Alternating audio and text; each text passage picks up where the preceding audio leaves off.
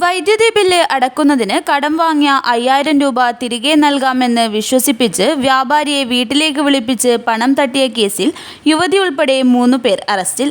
കുമ്പണ്ണൂരിലെ റിസ്വാന, ഭർത്താവ് ഹസൻ ആസിഫ്, ഇവരുടെ ബന്ധു മൊഗ്രാൽ സ്വദേശി മുഹമ്മദ് സിറാജ് എന്നിവരെയാണ് കുമ്പള എസ്.ഐ എസ് അനൂപും സംഘവും അറസ്റ്റ് ചെയ്തത്.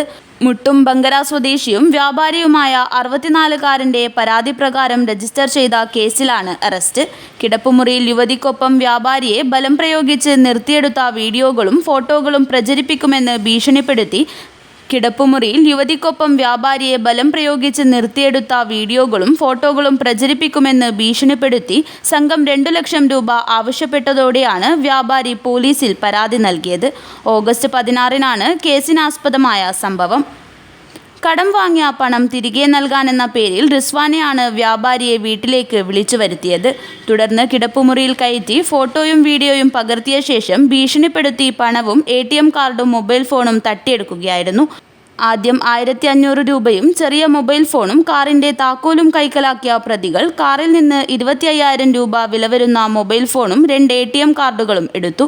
ഭീഷണിപ്പെടുത്തി പിൻ നമ്പർ വാങ്ങിയ ശേഷം 7200 ATMൽ നിന്ന് പിൻവലിക്കുകയും ചെയ്തിരുന്നു.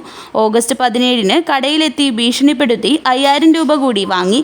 വീണ്ടും 2 ലക്ഷം രൂപ കൂടി ആവശ്യപ്പെട്ടതോടെയാണ് വ്യാപാരി പോലീസിനെ സമീപിച്ചത്.